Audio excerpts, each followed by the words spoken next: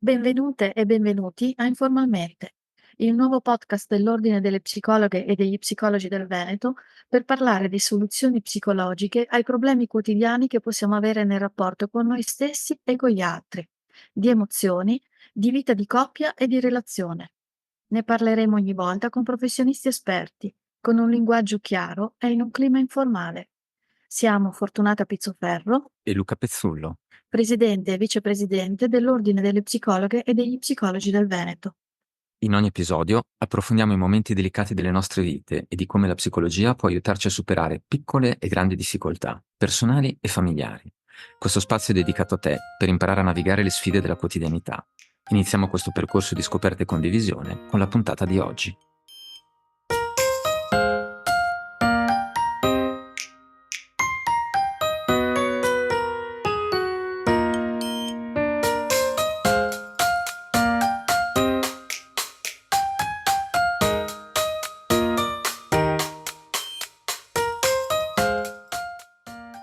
Buongiorno a tutti e a tutte, sono Fortunata Pizzoferro, vicepresidente dell'Ordine degli Psicologi e delle Psicologhe del Veneto e sono oggi in compagnia della dottoressa Marta Giuliani. Benvenuta Marta. Grazie a te Fortunata e bentrovati a tutti e a tutte. Marta Giuliani è psicologa, psicoterapeuta e sessuologa, consigliera dell'Ordine degli Psicologi del Lazio e coordinatrice del gruppo di lavoro Psicologia e Sessualità. Abbiamo invitato oggi la dottoressa Giuliani per parlare di relazioni di coppia e in particolare di strategie per superare le difficoltà piccole e grandi in cui possono imbattersi le coppie oggigiorno. Vorrei subito iniziare, Marta, chiedendoti quali sono per la tua esperienza gli ingredienti principali per una relazione di coppia sana e duratura. Allora, prima di tutto direi il dinamismo. Spesso non si valuta come o non si pensa essere il primo aspetto, ma in realtà è così. Molto questo soprattutto nelle relazioni durature. Infatti si tende molto spesso a mantenere un'immagine molto rigida, molto statica del partner o della partner. In realtà nella vita tutti noi evolviamo e cresciamo anche all'interno della coppia. Quindi un elemento principale è anche riconoscere questa crescita, riconoscere i cambiamenti che nell'individuo possono avvenire e riadattare la coppia ovviamente a questi cambiamenti. Poi un buon equilibrio tra autonomia e invece condivisione di coppia. Quindi trovare degli spazi individuali, degli spazi personali, ma contemporaneamente costruire degli spazi comuni che possono essere legati in primis ad esempio a degli elementi di progettualità. Quindi un aspetto chiave è anche quello di continuare a progettare insieme da piccoli aspetti della vita quotidiana, come può essere una vacanza, però compartecipare a questa progettazione a dei progetti più importanti come possono essere dei progetti di vita, dei progetti lavorativi o di trasferimenti. Poi la complicità. La complicità è intesa come la possibilità, di un'intimità sia emotiva che anche sessuale, che anche fisica. Essere e rimanere complici permette ai 2 partner di aprire uno spazio di gioco. Ecco, forse il gioco è la parola un po' chiave. Una relazione di coppia dopo la prima fase iniziale, che è legata all'innamoramento, sicuramente essendo legata anche alla fase più piena di illusione e di piacere, è anche più facile che il gioco sia presente. Poi, presi un po' dagli impegni della vita quotidiana, tende a diminuire sempre di più. Mantenerlo vivo e mantenerlo costante mantiene sicuramente la coppia giovane e vivace anche con l'andare degli anni. Sappiamo che anche prendendo dovute precauzioni, sempre più spesso le coppie oggigiorno vanno in crisi, forse anche perché la vita di coppia ha una durata molto più la vita ha una durata media più lunga, quindi è difficile che si possa mantenere per tutto il tempo un rapporto florido. Vengono periodi di crisi. In particolare, come pensi che si possano individuare i segnali che ci possono far capire che una coppia sta per entrare o attraversando una fase di crisi? Allora, provo un po' a riprendere alcuni degli elementi che ci parlano invece delle basi di una relazione di coppia sana per vedere cosa avviene quando questa crisi intercorre. Quindi il primo elemento che mi viene è il termine staticità, ovvero quando la coppia, al di là magari di uno sviluppo singolo, individuale, sembra un po' sempre uguale a se stessa. cioè non modifica l'immagine che ha sia dell'altro all'interno tra i partner, sia della coppia stessa. Quando c'è un eccesso di o fusionalità da una parte o isolamento e eccessiva autonomia dall'altra, quindi non è semplicemente quando le coppie o i partner della coppia fanno ormai tutto da soli, no? Non coinvolgono più l'altro, ma a volte un elemento di crisi può essere anche quello di diminuire drasticamente invece i propri spazi individuali relazionali, ripiegarsi unicamente all'interno della coppia, perché questo può essere problematico e difficoltoso, anche se magari di primo acchito a distanza può sembrare invece un elemento di forte unione, perché se uno dei due partner per un motivo qualsiasi si allontana, ma si allontana anche magari per un bisogno personale, il rischio forte è che la coppia vada in crisi, perché è come se manca una delle due sedie, una delle due gambe, scusate, di una sedia. Quindi poi la difficoltà a costruire insieme, molto spesso con l'andare degli anni può capitare quando ci troviamo di fronte a coppie in crisi che manca completamente una progettualità di coppia. Tutti gli elementi che vengono effettuati insieme sono sempre molto legati a delle gestioni pratiche, quindi l'andare a fare la spesa, l'andare a trovare i parenti, piuttosto che portare a scuola i bambini o piuttosto che costruire spazi di questo tipo, ma non c'è mai realmente la creazione di nuovi spazi. Un campanello d'allarme poi importantissimo è quello della distanza fisica tra i partner. Non intendo anche qui unicamente una mancanza di rapporti sessuali oppure, diciamo una difficoltà nei rapporti sessuali. Molto spesso quando vengono da noi le coppie che, diciamo hanno già aperto una crisi da quel punto di vista, dal punto di vista della loro intimità, andando a lavorare, scopriamo che sono ormai mesi, se non anni, che qualsiasi tipo di contatto intimo è sparito, che può essere un prendersi uno spazio sul divano abbracciati, piuttosto che il bacio del buongiorno, piuttosto che l'abbraccio in un momento di difficoltà. Ecco, diciamo, la crisi all'interno della coppia molto spesso si manifesta in primis con questa distanza fisica, quindi è importante laddove ci se ne accorga anche immediatamente andare a intervenire. Ci hai già dato qualche indicazione di piccole cose quotidiane che sarebbe utile fare per rimettere in carreggiata un rapporto di coppia nel momento in cui interviene la crisi. Ma possiamo esplodere un po' questo concetto? Cioè, quando la coppia si trova in difficoltà, quali sono i passi che consigli di fare per cercare di comprendere meglio la situazione? Allora, come prima cosa, che è proprio forse il passo più difficile per le coppie da compiere, è quello di, io lo chiamo svelare la crisi. Molto spesso è uno dei due partner a farsene carico, facendo esplodere e iniziare la crisi all'interno della coppia. Di solito è anche colui che si fa maggiormente forza di poter magari portare e mettere sul tavolo il problema. Quindi il primo elemento è svelarla. Perché è importante? Perché non sempre le coppie ne prendono consapevolezza, a volte si rimanda perché ci sono troppi impegni, si rimanda a volte anche semplicemente perché si teme di affrontare la crisi per paura che questa crisi possa portare a una separazione e quindi ci si gira un po' dall'altra parte, aumentando ovviamente così la distanza invece che promuovendo un avvicinamento. Una volta che i partner sono consapevoli che stanno attraversando un momento difficile, è importante che inizino individualmente all'interno della coppia a identificare il proprio coinvolgimento nell'aver generato la crisi, ma ancora più importante del perché questa crisi è nata, perché molto spesso non ci sono dei momenti spartiacque, cioè la coppia difficilmente identifica un momento prima e un momento dopo. Molto spesso è l'unione e diciamo la somma di una serie di aspetti che poi hanno generato una distanza, un allontanamento. Quindi è fondamentale che i partner iniziano a comprendere cosa ha mantenuto la crisi attiva. Quindi cominciare a svelare anche quel senso di paura, quel senso di vergogna, quel senso di rabbia che hanno e a volte sì, far uscire anche la rabbia laddove serva, perché comunque aiuta anche a generare un cambiamento. A quel punto diciamo, una volta che si riesce a identificare non solo che la crisi esiste, come è nata, ma anche come si è perpetuata e perché si è mantenuta così a lungo nel tempo, se parliamo di tempi lunghi, è importante che i partner inizino a ristabilire individualmente degli obiettivi comuni. Intanto però è fondamentale dire che siano degli obiettivi raggiungibili. Molto spesso quando parliamo con le coppie ci rendiamo conto che il primo obiettivo che si mettono sono obiettivi molto distanti diciamo, da raggiungere rispetto alla posizione in cui la coppia stessa si trova. Quindi, per quanto è fondamentale che abbiano un obiettivo di percorso comune finale, è importante che comunque questo sia rappresentato da dei piccoli passi, anche di vita quotidiana, che possano essere affrontati insieme, quindi cominciare un livello di cooperazione di questo percorso.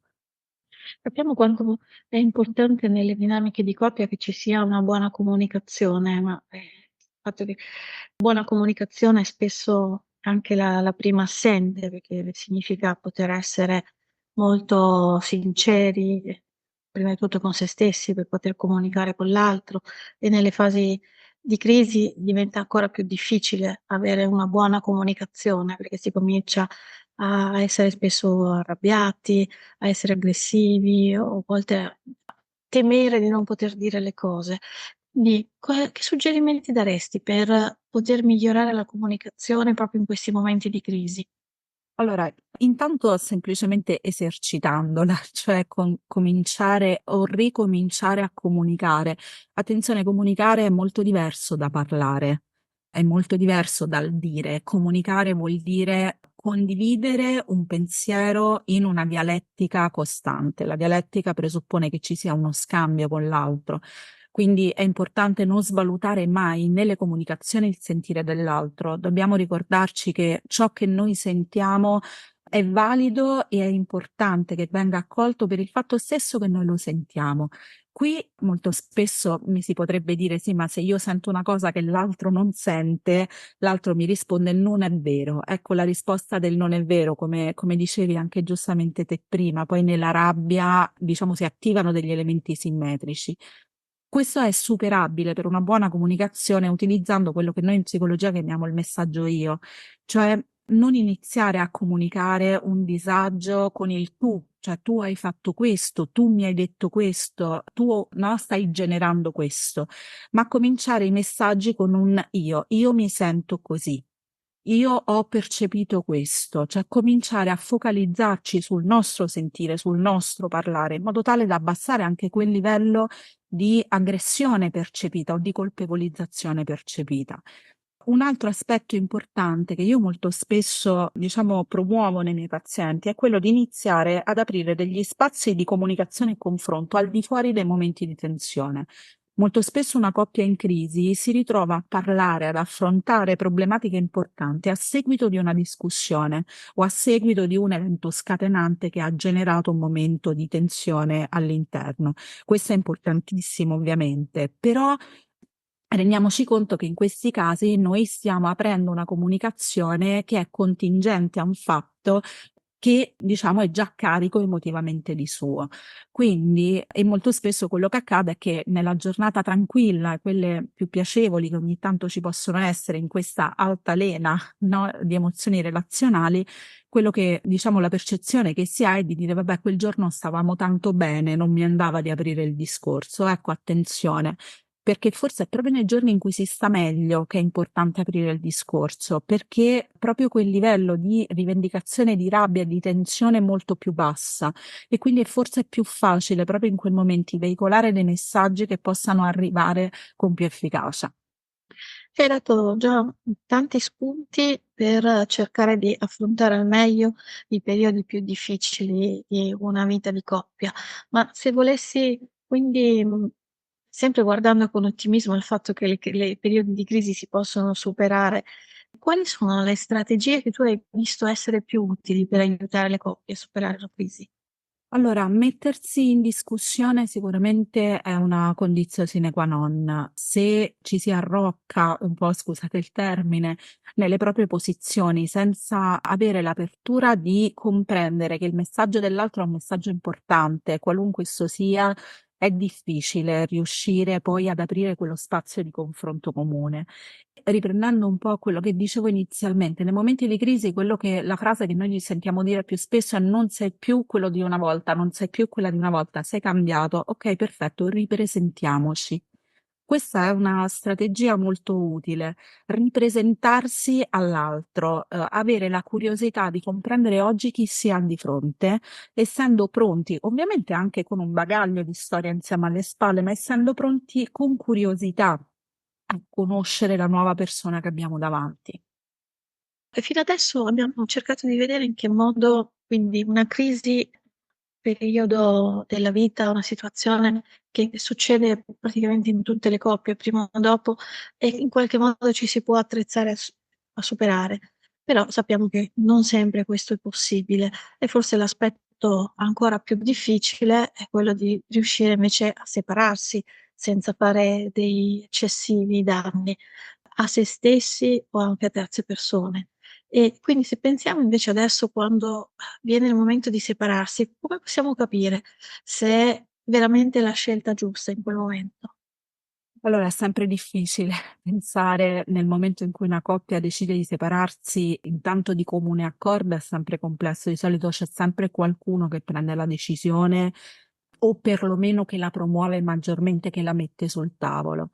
La separazione è un momento difficile per la coppia, ma a volte diventa inevitabile, laddove dopo essersi, no, prima dicevo il ripresentarci, laddove noi ci ripresentiamo e ci riconosciamo con l'altro, ma prendiamo coscienza che la nuova persona che abbiamo di fronte a noi è differente e sta percorrendo una strada diversa dalla nostra. Questo accade molto spesso con coppie veramente di lunga data, in cui obiettivi iniziali e diciamo accesso alla vita iniziale che veniva condivisa, poi nel corso del tempo i 2 individui hanno preso delle strade sempre più parallele.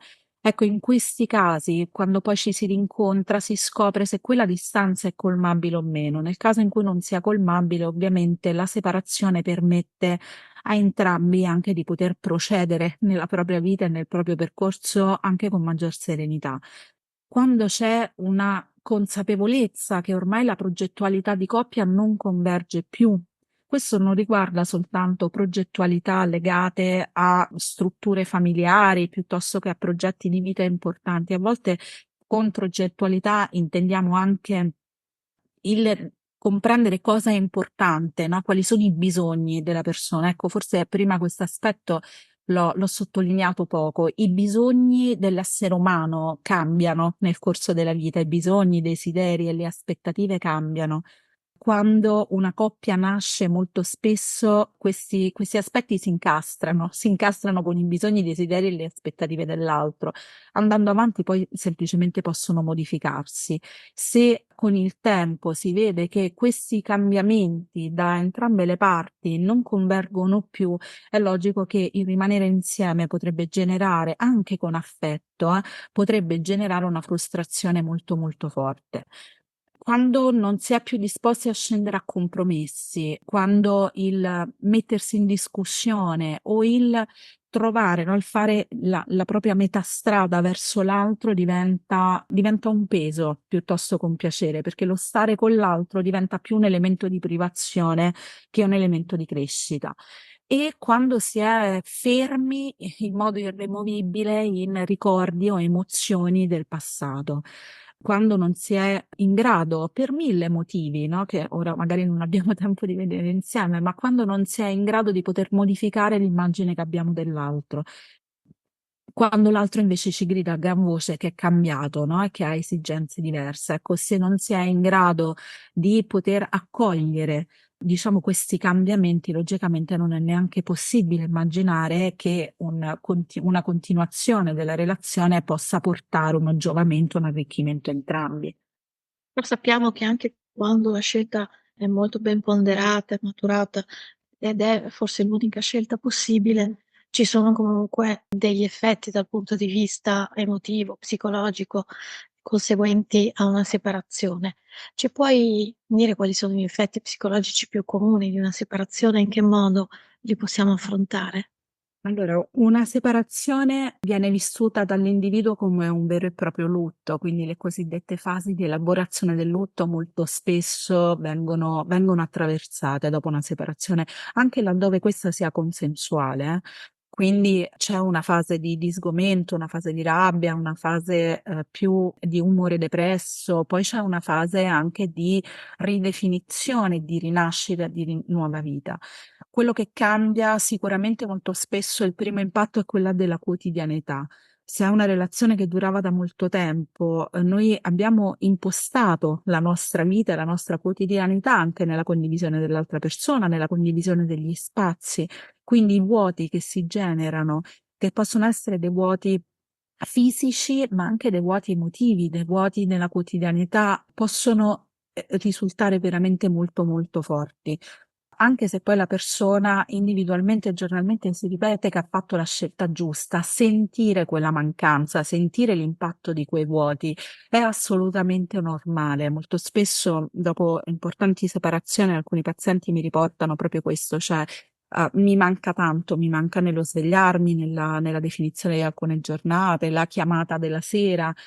Forse ho sbagliato, no, forse non era la scelta giusta, poi laddove invece questa scelta è arrivata in modo estremamente ponderato dopo un lungo periodo di valutazione. Bisogna stare attenti a non confondere, diciamo, la scelta di una condivisione di vita con la difficoltà a gestire un cambiamento molto forte nella quotidianità. Ci sono anche casi però in cui una separazione dà un immediato senso di liberazione alla persona. Questo accade molto spesso in quelle coppie in cui la separazione è arrivata, permettetemi un po' l'espressione, no, troppo tardi rispetto alla normale evoluzione, no, della separazione interna, cioè quando le coppie si sono trascinate a lungo e questo dilungarsi del tempo della presa della decisione ha portato a un aumento molto forte della conflittualità e molto forte del senso di isolamento pur stando nella coppia. In questi casi, ovviamente, il primo impatto può essere proprio quello di un forte senso di libertà. Libertà perché ovviamente tutti gli altri aspetti però che comunque ci sono stati, cioè quello di dover fare i conti con la solitudine degli spazi e la solitudine di alcuni momenti, molte coppie se lo fanno quando sono ancora in coppia. Quindi iniziano già a dividersi fintanto che ancora condividono magari la stessa casa. Quindi è comunque un periodo in cui bisogna elaborare un lutto e quindi è necessario cercare e darsi del sostegno emotivo. Quali sono le risorse o i supporti emotivi che consigli a chi sta attraversando una crisi di coppia o proprio un percorso di separazione? Allora, sicuramente diciamo, ci sono vari sostegni emotivi che la persona può avere, da un intensificare la rete amicale al creare degli spazi personali in cui dedicarsi a sé.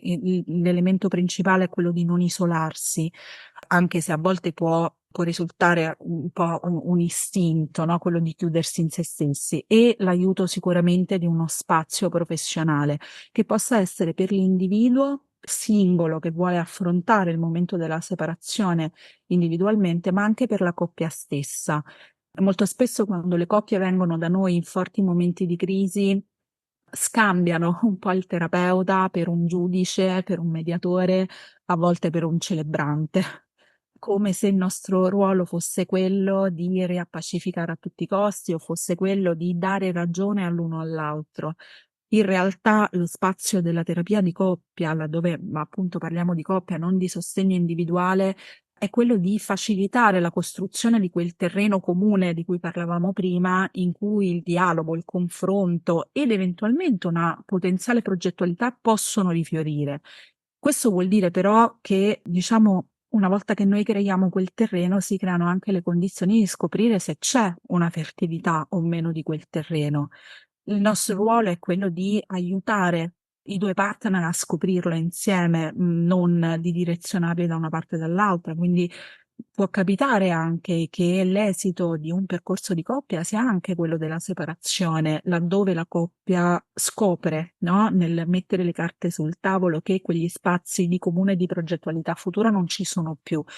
Certamente la differenza la fa che in quel caso questa decisione arriva con un livello di consapevolezza e quindi di conseguenza di serenità maggiore rispetto che invece, come dire, arrivi da conflittualità o da porte sbattute senza un aiuto professionale. Senti, vorrei affrontare adesso un argomento molto attuale e caldo. Si parla spesso del ruolo delle nuove tecnologie nella vita di coppia. Si dice, no, nel senso comune, forse tutte queste app di messaggistica ti permettono più facilmente di avere delle relazioni extraconiugali, di conoscere tante persone, ma di conoscerle in maniera superficiale e quindi una svalutazione anche delle vere relazioni di coppia. Ci puoi fare un po' il punto su come influisce la tecnologia e come i social media e le app di messaggistiche influenzano le dinamiche delle relazioni di coppie e se ci sono delle strategie che puoi suggerire per riuscire a gestire queste relazioni nuove. Allora, diciamo forse meriterebbe quasi un appuntamento a parte questa domanda, perché il ruolo delle nuove tecnologie nel cambiamento delle dinamiche di coppia è stato fortissimo. Oggi le coppie si conoscono online, diciamo si relazionano online, a volte scoprono anche la sessualità online, a volte scoppiano online o si tradiscono online. È diventato un po' un terreno di gioco fondamentale che non va demonizzato di per sé, semplicemente frutto dei tempi che cambiano, è un nuovo mezzo e come tale va conosciuto, ma come tale bisogna anche conoscerne quali sono le dinamiche specifiche. Molto spesso si immagina che le persone che utilizzano le app di dating o i social per relazionarsi siano persone, disimpegnate, cioè come se, diciamo, utilizzare questo mezzo sia una facilitazione che comporta un minore investimento. Assolutamente non è così. L'investimento, quello che vediamo tutti i giorni è che l'investimento non solo è pari a quello di una classica relazione vis-à-vis come le conosciamo, ma a volte, proprio per alcune caratteristiche specifiche dei device, che possono essere quello o dell'anonimato o comunque il filtro dello schermo che abbassa i livelli di inibizione, a volte sono anche emotivamente più coinvolgenti fin da subito. Quindi è fondamentale sapere che, diciamo, conoscere una persona online, aprirsi a una persona online, concedere spazi di sé a una persona dietro uno schermo ha un impatto, importantissimo su di sé e quindi condividere alcuni elementi della propria vita personale, della propria intimità, della propria sessualità, può avere un impatto semplicemente perché la persona dall'altra parte molto spesso non la conosciamo, molto spesso non sappiamo chi è, quindi dobbiamo anche saperci schermare e proteggere, ecco, nel condividere, nel fornire informazioni o parti emotive di noi così forti. Forse una in particolare, un fenomeno dal quale è necessario imparare a proteggersi è quello del ghosting. Questo fenomeno per cui nelle relazioni virtuali è molto più facile sparire. Un fenomeno che è nato, no, con le relazioni moderne, tecnologiche. Quali sono le conseguenze psicologiche? Come possiamo affrontarle quando malauguratamente, questo fenomeno capita? Allora, riprendiamo un po' come prima, no, è una separazione a tutti gli effetti, quindi il primo impatto è quello le classiche fasi di elaborazione del lutto, di una classica separazione, ma con un elemento in più. Noi immaginiamo che quando ci separiamo da una persona di solito c'è un'escalation che porta a quello, c'è un livello di riconoscimento graduale che può arrivare a quel momento. Nel ghosting noi concentriamo la nostra quotidianità su una persona fino a un minuto prima e il minuto dopo quella persona svanisce completamente dalla nostra vita. Si attiva immediatamente dal punto di vista psicologico un processo di ruminazione mentale, cioè la persona inizia a ripercorrere ogni messaggio, ogni cosa alla ricerca di un indizio per capire se ha sbagliato nel dire qualcosa o se l'altra persona aveva dato un segnale che sarebbe potuto accadere. Immaginiamo che una persona nella nostra vita importante per noi, significativa per noi, a un certo punto sparisca senza un perché noi non possiamo raggiungerla. Perché nel ghosting quello che accade è che appunto per il filtro dello schermo e della tecnologia noi non abbiamo modo di riprendere l'altra persona, di chiedergli il perché. La mancanza dei perché genera molto spesso un impatto psicologico fortissimo, con l'aggiunta anche di sentimenti di imbarazzo, vergogna e umiliazione che la persona prova per non essersene accorta, per non aver colto prima i segnali, per essersi sentita molto presa in giro.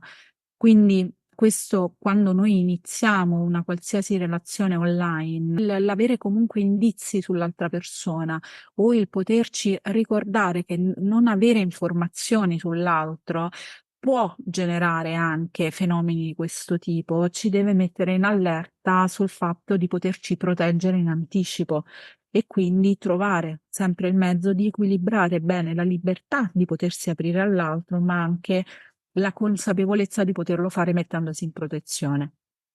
Ognuna di queste domande è un mondo di argomenti che potremo approfondire in tante altre puntate.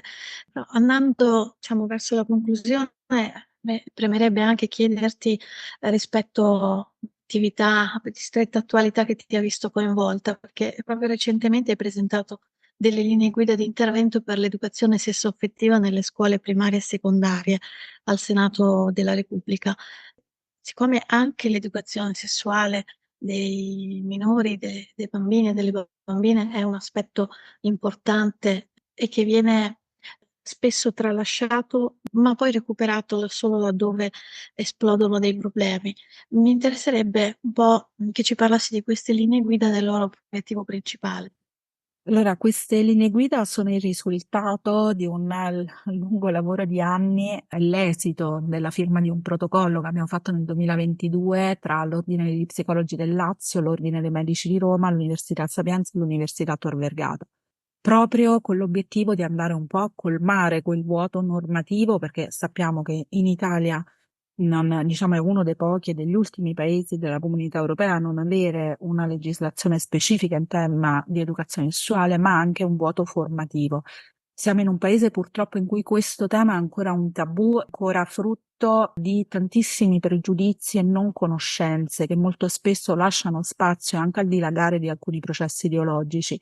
Il nostro obiettivo era proprio, partendo da solide basi scientifiche, dare non solo delle indicazioni ai professionisti su come intervenire nelle scuole primarie e secondarie, ma anche rivolgerci un po' alle scuole, rivolgerci ai genitori, rivolgersi a chiunque sia interessato alla materia per fargli comprendere cosa realmente vuol dire fare educazione sessuaffettiva, che cosa vuol dire farlo nelle scuole primarie e secondarie, quali sono gli obiettivi e quali sono le strategie di intervento.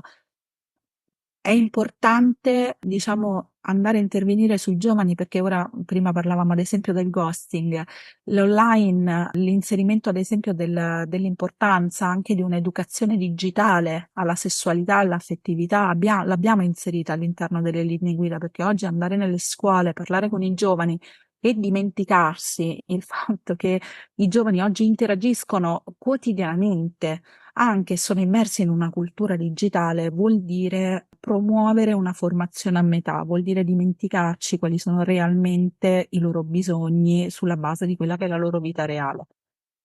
E in che modo pensi che queste linee guida possono influenzare positivamente le future relazioni di coppia dei giovani? Quando andiamo a parlare di educazione sessuaffettiva si va a parlare non solo della sessualità come si immagina, no? In termini di prevenzione delle malattie, ma si va a parlare proprio delle dinamiche di coppia, delle dinamiche di relazione. Quando noi andiamo, cioè diciamo la fascia d'età delle scuole primarie tra i 6 e i 10 anni, è l'età in cui i bambini iniziano a sviluppare la socializzazione, si iniziano a creare i primi nuclei dell'empatia, il riconoscimento e la cooperazione con l'altro. Ecco, immaginate quanto questi elementi, che sono parte dello sviluppo normativo, siano poi degli elementi chiave per lo sviluppo di relazioni adulte sane e rispettose dell'altro.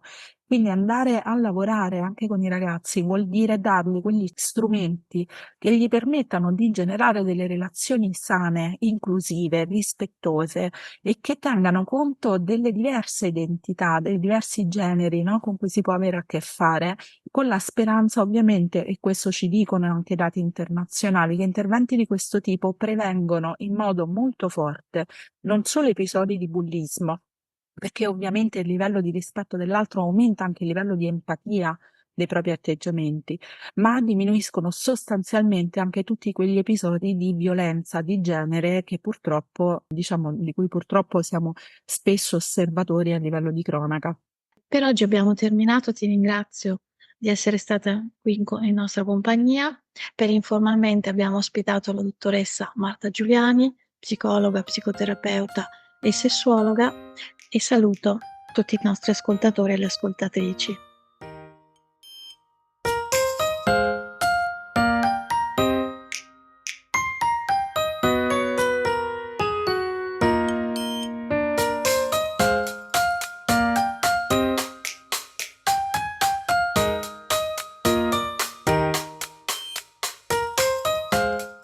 È tutto per oggi con Informalmente, il momento di pausa che ci dedichiamo per scoprire come la psicologia può aiutare a navigare le sfide della nostra quotidianità e dei momenti importanti delle nostre vite.